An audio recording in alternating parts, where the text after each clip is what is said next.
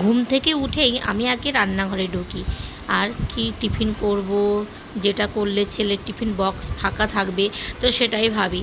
আগে গেটে জল দিয়ে দিয়েছি, তারপরে ভাবলাম আলুর পরোটা করি। দুদিন পর পর পনির দিয়েছিলাম, একঘেয়ে হয়ে গেছে নাকি ওর কাছে, আর খেতে চাইছে না। তো ভাবলাম যে আলুর পরোটা অনেক দিন হয়নি করা, দেখি খাই নাকি। ময়দাটা দেখো মাখা হয়ে গেছে, আর এইদিকে আমি আলুটা সেদ্ধ করে ধনেপাতা কুচি, ভাজা মশলা, পেঁয়াজ আর লঙ্কা কুচি আর একটু ম্যাগি মশলা তো জানো অনেকটাই স্বাদ বাড়িয়ে দেয়, তো সেই জন্য একটু ম্যাগি মশলা দিয়ে দিয়েছি।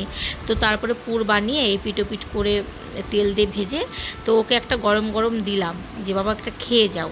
তো অন্যান্য দিন তো খাওয়ার টাইম পাই না, টোটো চলে আসছে, আর খাবো না করতে করতেই আরও টোটোবেলায় চলে আসছে, টাইম নষ্ট করে।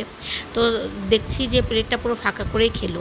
তো আমি আবার ওকে দুটো পরোটা দিয়ে দিলাম, একটা পরোটা দিচ্ছিলাম যেহেতু পরোটাগুলো একটু মোটা মোটা ছিল, তো দুটো পরোটা দিব। কিন্তু আমার কপাল এতটাই খারাপ, আমি ভয়েসটা পরের দিন দিচ্ছি।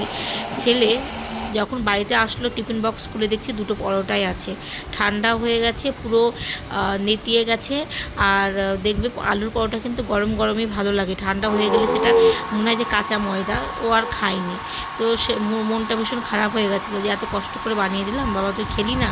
তো যাই হোক, আর তারপরে হচ্ছে খাটের ওপরে যা অবস্থা ছিল, তো সেইগুলো গুছিয়ে এখন একটা বেড কভার পাতবো। আর এই রাস্তার ধারে তো তোমার প্রতিটা মানুষ কিন্তু তাকিয়ে তাকিয়ে দেখে যে এদের বেড কভার কেন পাতা হয় না। আর আমার বর কী বলো তো, যখনই বসবে ও বেড কভারটাকে উঠিয়ে দিয়ে তারপরে বসে, তো সেই জন্য মানুষ ভাবে যে এরা মনে হয়, এদের মনে হয় বেড কভার নাই। আর এই যে তুমি দেখতে পাচ্ছ তোমরা বক্স খাটের মধ্যে যে আমার লেহেঙ্গাগুলো আছে, শীতেরগুলো আছে, তো সেইগুলো ভাবছি আজকে রোদে দেবো। কালকে তো শাড়িগুলো রোদে দিয়েছিলাম, তো আজকে ভাবলাম যে এইগুলো দিই। আর আলমারিতে জামা কাপড় আর আটছে না, এত জামা কাপড় হয়ে গেছে শাড়ি সব কিছু দিয়ে। তো সেই জন্য আমার লেহেঙ্গা যেগুলো খুব কম ব্যবহার করা হয়, শীতেরগুলো ধরো খুব কম ব্যবহার করা হয়, তারপরে তোমার ওই লেহেঙ্গাগুলো বড় বড় অনুষ্ঠান ছাড়াও হয় না, তো সেই জন্য এগুলো আমি বক্স খাটের মধ্যেই রেখে দিই। তারপর বরের জন্য এখন ডিমগুলো সব ছাড়িয়ে দিচ্ছি। ও সকালবেলায় ও তো ডিম সেদ্ধ খায়, সাদা অংশটা খায়, কুসুমটা খায় না। তো ছাড়িয়ে দিয়ে স্নান করে নিয়েছিলাম, আর এখন চলে এসেছি ছাদে। ছাদে আজকে দেখছি দেখো সুন্দর কিন্তু রোদ বেরিয়েছে। আর জামা কাপড় কালকে যা ছিল আজকে কিছু ভিজানো ছিল, সেইগুলো কেচে একবারে মেলে দিলাম। আর দেখো অনেকটাই তাপ, তো যেগুলো তারে শুকিয়ে যাচ্ছে সেগুলো তুললাম। আর উঠোনটাও একদম পুরো পরিষ্কার করে ধুয়ে দিয়েছে, মানে এমনি এমনি শোয়া যাবে, ঠিক আছে। তো সেই জন্য ভাবলাম যে এমনি সানেই রাখি, একদম পুরো পরিষ্কার করে ধোয়া, সবসময় পরিষ্কার থাকে, তো কোনো ব্যাপার নাই নিচে রাখলে। তো দেখো কতগুলো লেহেঙ্গা, আমার এখানে 3-4টে মতো লেহেঙ্গা আছে।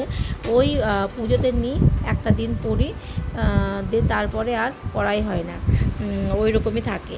তো সেই রকমভাবে কোথাও যাওয়াও হয় না যে কোনো বড় একটা অনুষ্ঠানে যাব পরবো, তো ওই 4 দেওয়ালের মধ্যেই বন্দি থাকতে হয়। তো এই দেখো সামনের বছর তো রোদে দিইনি, তো আজকে রোদে দিয়ে দিলাম। রোদ দেখে সব রোদে দিলাম, একদম পুরো মেঘলা হয়ে গেল।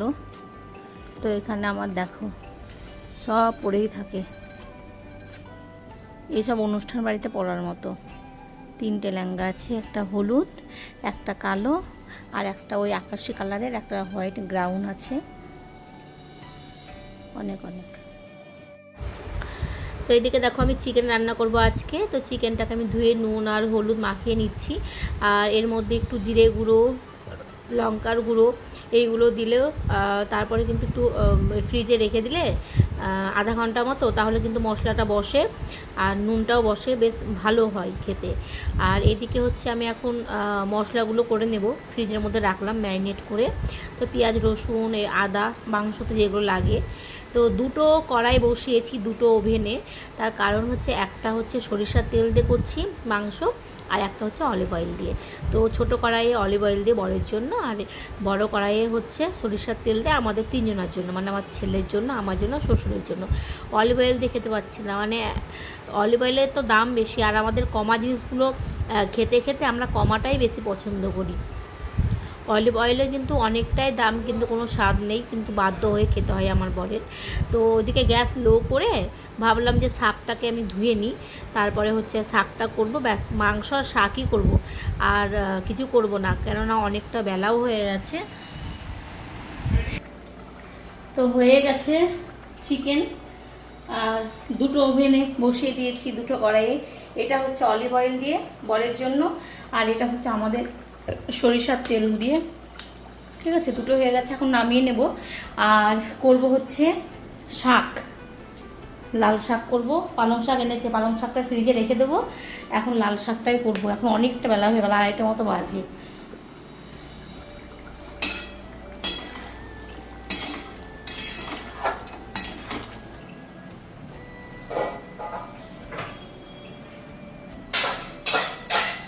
অনেক সব ছিল, ব্ল্যাঙ্কেট, বালিশ, আমার লেহেঙ্গাগুলো। তারপরে হচ্ছে আকাশের অবস্থা এরকম দেখাচ্ছে, আবার রোদ বেরিয়ে যাচ্ছে, তো সেই জন্য তুলছিলাম না। তারপর দেখছি কয়েক ফোঁটা বৃষ্টি পড়তে শুরু করেছে, তাড়াতাড়ি করে তুলে, তাও তো ছাদে এখনও যেতে পারিনি, ছাদেও আছে জামা কাপড়, ছাদে যাব।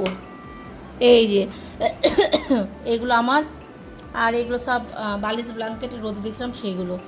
তো বর এসে এইখানেই বসে, তো চলো ফটাফট গুছিয়ে নিই। খাওয়া দাওয়া করে বসে থাকতে পারি না, তখন ঘুমোতে ইচ্ছে করে। ঘুমোতে মানে ভিডিওগুলো এডিটিং করি, করতেই পারি না, চোখে এত ঘুম থাকে। একটুখানি ঘুমিয়েছি, আর অ্যাঞ্জেলের এত চিৎকার চেঁচামেচি।